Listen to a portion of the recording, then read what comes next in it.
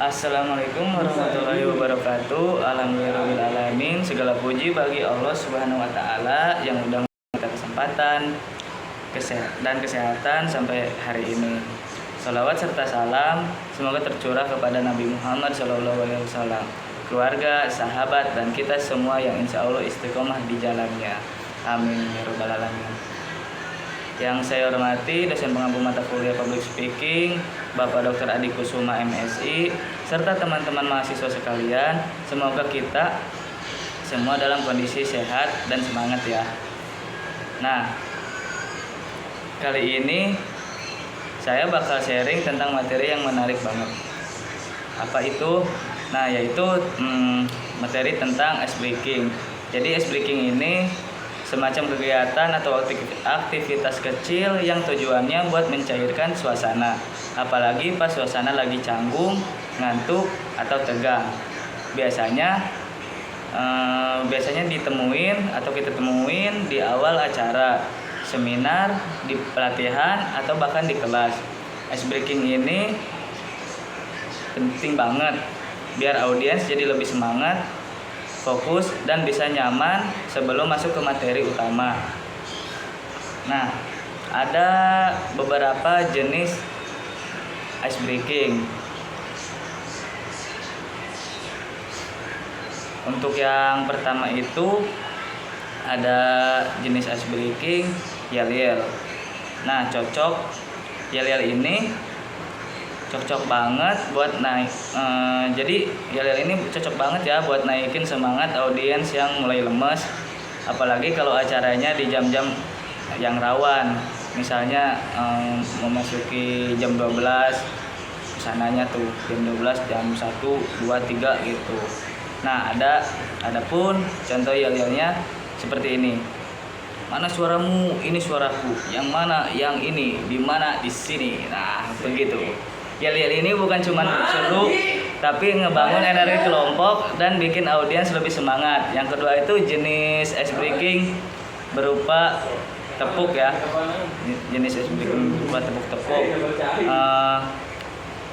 Siapa yang pernah ikut pramuka pasti nggak asing lagi ya sama yang namanya tepuk-tepuk. Contohnya tepuk pramuka. Nah,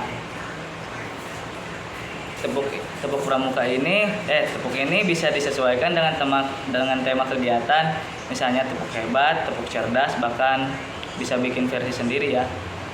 Ya, untuk yang ketiga itu jenis ice breaking lagu.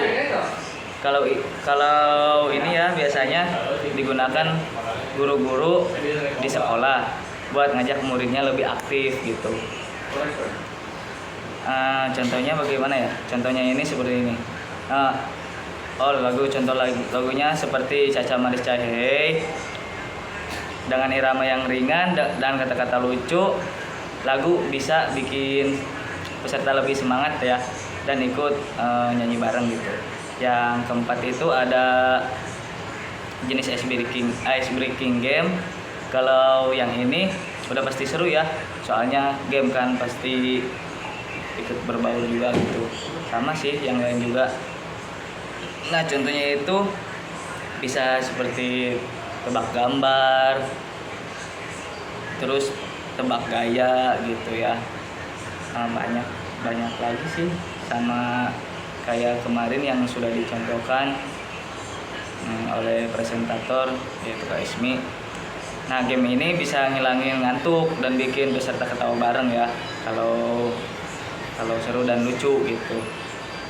Nah, tapi disesuaikan juga ya sama umur dan konteks acaranya seperti apa gitu. Nah, terus kenapa ice breaking itu penting? Ice breaking itu bukan hanya buat seru-seruan doang ya.